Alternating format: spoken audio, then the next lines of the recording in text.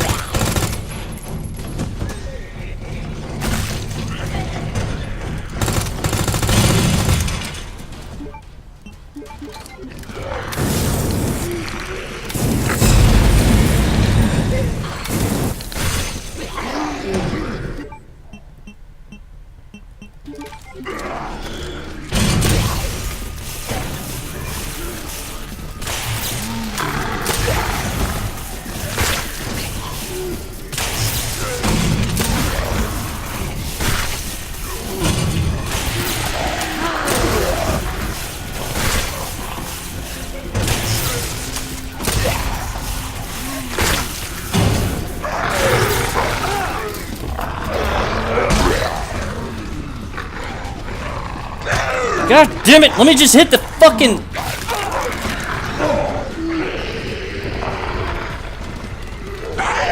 Oh, I'm just trying to hit the fucking...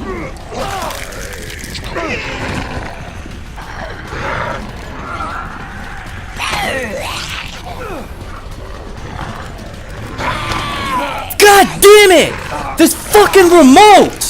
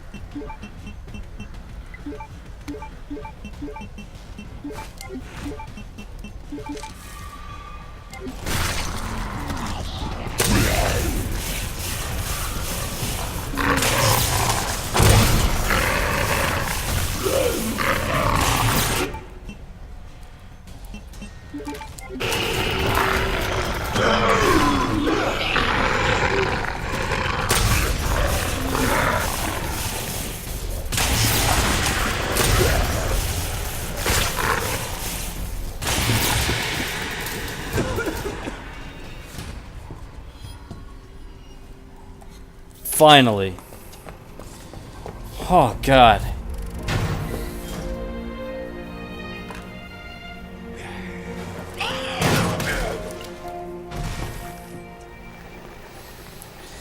You have no idea how long that took, because you didn't see the other tries of this game that I tried doing. Ridiculous. I got lucky this time around. I really did. Around kill 70... Was it 70 or 74 was where I got lucky. Oh my goodness. So, unlockables attain the first survivor, accessory molded, Hell Sheriff, accessory liquor. So, it showcased the character we picked, the Sheriff. And he's the first survivor of the, I guess as a stating there, because Leon was the first person that he ran into, or even Claire ran into, but in this case it showed Leon, and the Sheriff was the first one to respond to it, and it got rescued from Leon, so it's cool.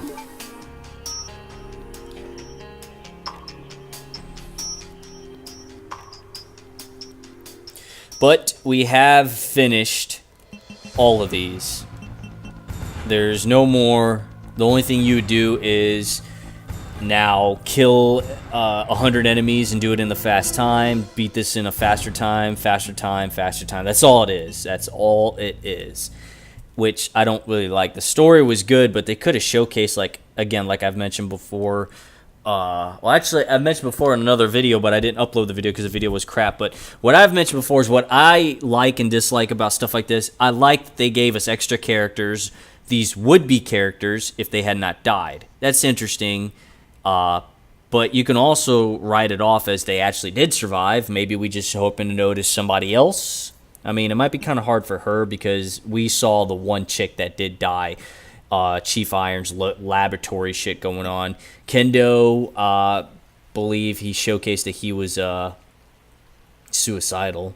And the Forgotten Soldier, though, I mean, there was quite a bit of soldiers for the team, and maybe one could have survived against the attack of William Burkham. One definitely did, which was Hunk, but we were saying that other soldiers could have survived. And to have a DLC content for these characters would be great. Their own full-length story. You can easily add it in because, I mean, Resident Evil Outbreak and Resident Evil Outbreak File 2 showcases Raccoon City citizens, the main protagonists that you get to pick, and they're going through trying to survive. You could do the same with these characters, and you can have different maps. I mean, you have the university, you have the zoo, which have all been showcased in Resident Evil Outbreak and Resident Evil Outbreak File 2. You could do the same thing with these guys because guess what? We got new graphics. You got stories for each individual character to play through. I mean, it's not going to be boring. It's really not going to be boring to see the same old stuff. And it'd be interesting to see playing this game in a sort of third-person overhead view compared to what Resident Evil Outbreak and File 2 were, where it was kind of like the original Resident Evil game. I mean, you can do so much with it. And the stories, I mean, it's just right there. It's just right there easily to be written for these guys. I mean, you got this character right here, Ghost, part of the Umbrella Security Services team.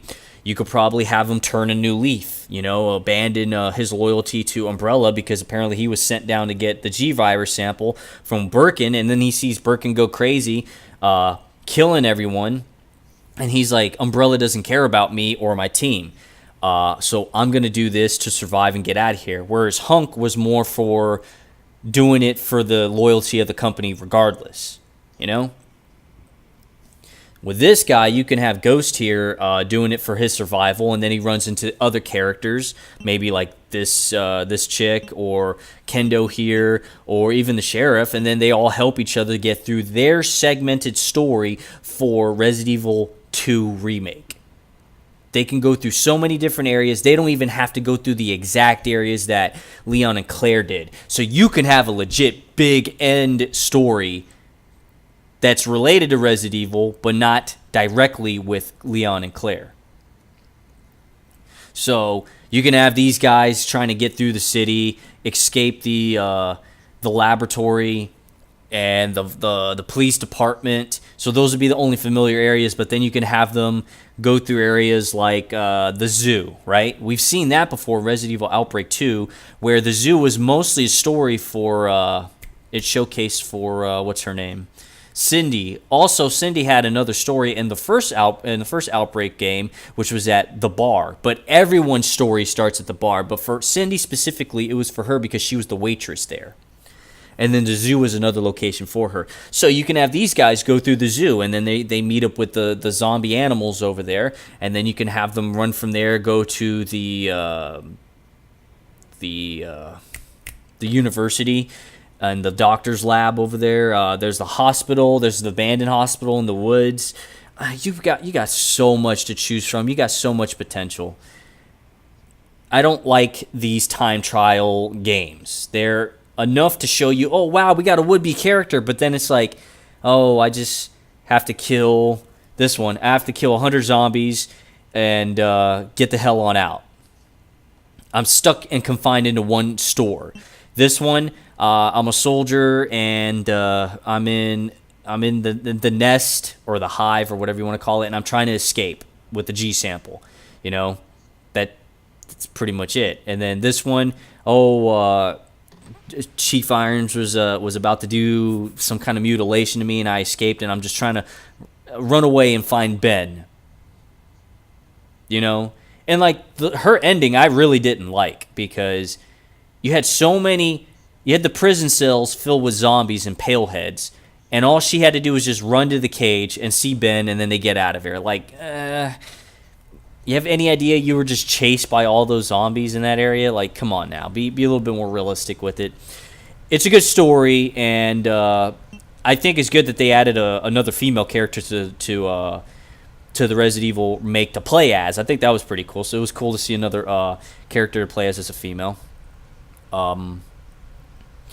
Kendo, is a father of the Moor, and he was about to kill himself, and then he gets a call from a friend that says, hey, we got a way out of here.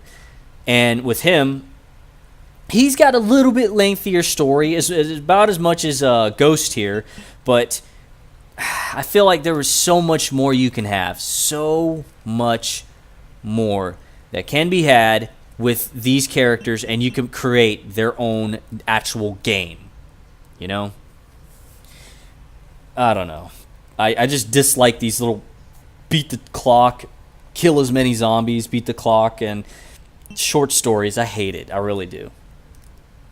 But I do like the characters that they came up with. They were already in the game. We met Kendo in the game, and I mean, they gave him a little bit of a story. The mayor's daughter here, we met her, even though at a demise, but then it showed, what if it wasn't her? What if she actually didn't die and actually survived? Her story, I feel, is a bit lacking, because it seems like, oh, by the way, she's also the girlfriend to Ben, and the guy who's in prison. It's like, what? Forgotten Soldier. Now that's an interesting one right there, because it's one of the soldiers, part of the USS teams. Because you have Hunk's team, and there was probably another team and this and that. But it was pretty cool. It's like, oh, wow, maybe one did survive. One could have survived, instead of assumed everybody was dead and only Hunk was left, And then his story was, hey, I found a sample of the G virus. Goes and gets it, finds it,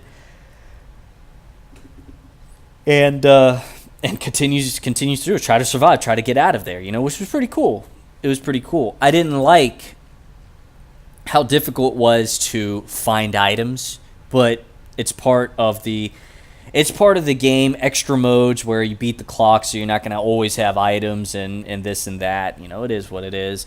And then, of course, No Way Out. You play as the sheriff, the one that we found at the beginning of the game, whether you play as Leon or Claire, who dies to a zombie because he turned around to warn you to stay away. But in this case, it says, nah, what if he actually survived?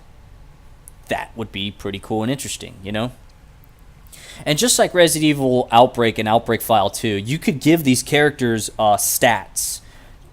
Like Kevin Ryman naturally was the fastest character in the game at 105% speed.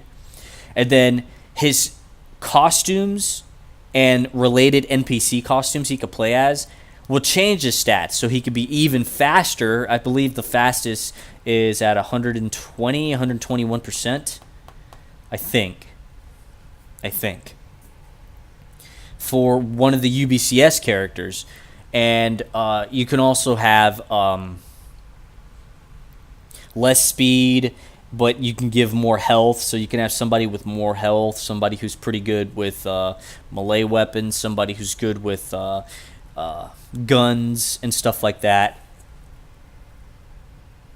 So something like that could be done with these characters. I mean, you could have the sheriff real good with pistols, right? I did like how they gave you infinite ammo for his pistol, but it needed to be done because you're trying to kill 100 zombies. So they're like, all right, we might as well give you something to defend yourself with. So if you were to create a campaign for this character, though, I would say have him real good with handguns. And maybe decent with shotguns. I can imagine sheriff's department, they have to train with pistols and shotguns. You can have the soldier here. You can have him take less damage because of the armor that he's wearing, even though his face mask is as you can see, not at 100%. That could be just his unique battle scar. That's how you could tell who he is from the other USS characters. Because maybe you might create a campaign where you have other USS characters that you run into, and you're trying to figure out, where's Ghost? Well, Ghost is easy to identify. He's the one who's got the mark on his gas mask. But yeah, you can have a Ghost here. By the way, I call him Ghost because I saw in the letter it said that his name was Ghost or something like that. But anyways, you can have him to take less damage because he has armor on. You can also have him great with all kinds of weapons. So his accuracy is increased with all weapons. And durability on combat knife lasts longer. And also maybe the combat knife doesn't even take up a slot for his inventory. So there's that. But the downside is he probably runs into more zombies or more enemy in game because basically he has a weapon to always defend himself. If he runs out of ammunition for all of his weapons, he has at least a knife to defend himself. So you could probably have, for that regard, more enemies to encounter for this guy.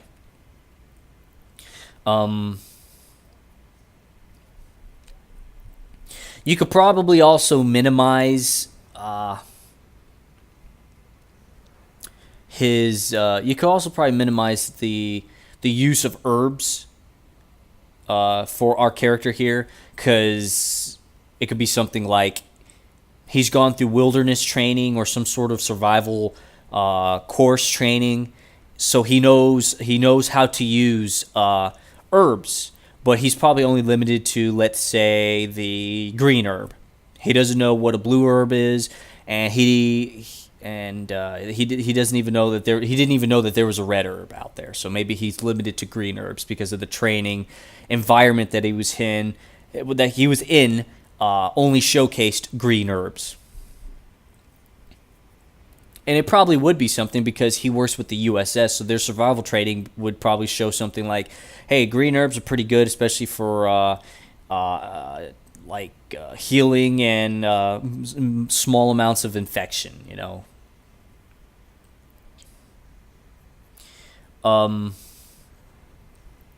So yeah, there's that. You probably could also have him not run as fast as the other characters because he has to carry so much extra weight. He's got his body armor, he's got his helmet, he's got his gas mask. I'm going to tell you right now, running in a gas mask, yeah. Yeah.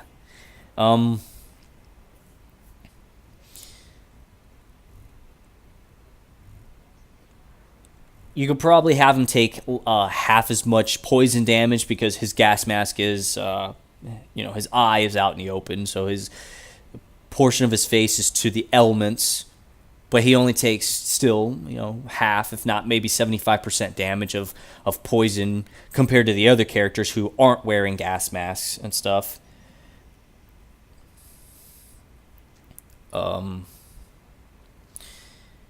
So he doesn't move as fast as the others, but he clearly has stamina because he's running around with all this stuff. And you can also probably have him have a larger inventory at the start of the game because if you've seen this character, you've seen the playthrough of this character. He has like freaking bags all over him. He's got all kinds of cargo spaces. The guy has inventory. So yeah, you could probably have that, but he also has his faults. For her, you could probably have her the naturally fastest character in the game, considering her age, and she doesn't have a whole lot on her. She's only wearing like what looks like a sundress or something. But she probably also takes more damage than the others.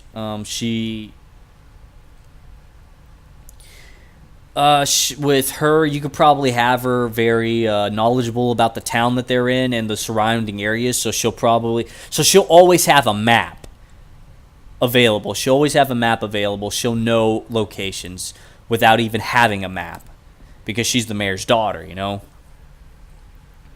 So whatever campaign levels you have these characters go through for like a DLC, you can have something like, the zoo, so she'll know the map of the zoo, she'll know the map of the university, all maps you can think of. There's anything to tie in with Resident Evil or Raccoon City, she'll know. She'll probably even also know secrets and secret locations,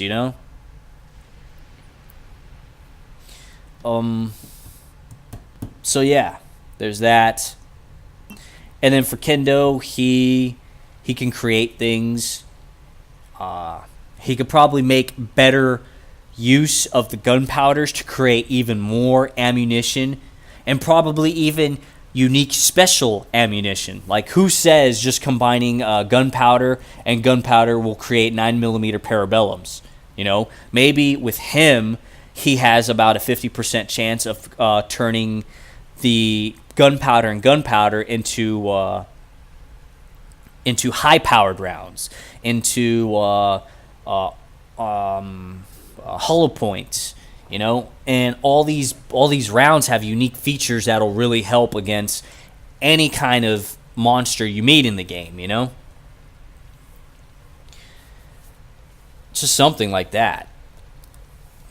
And clearly, him being a gunsmith, he can any weapon that he holds onto does maybe more damage and more accuracy,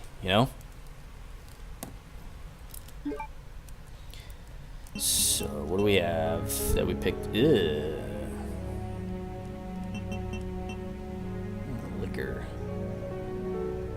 And it's going all over the place. Okay, like this. Complete and open all locks in the... Complete runaway.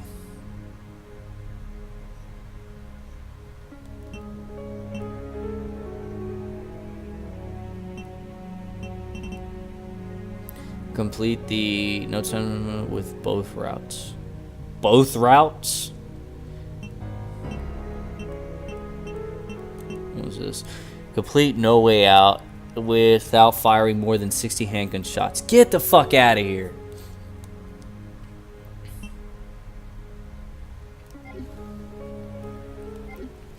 So, yeah, there's that. I'll go ahead and stop the video here, and then we'll continue our story with Claire where we left off at. So, see you in a second.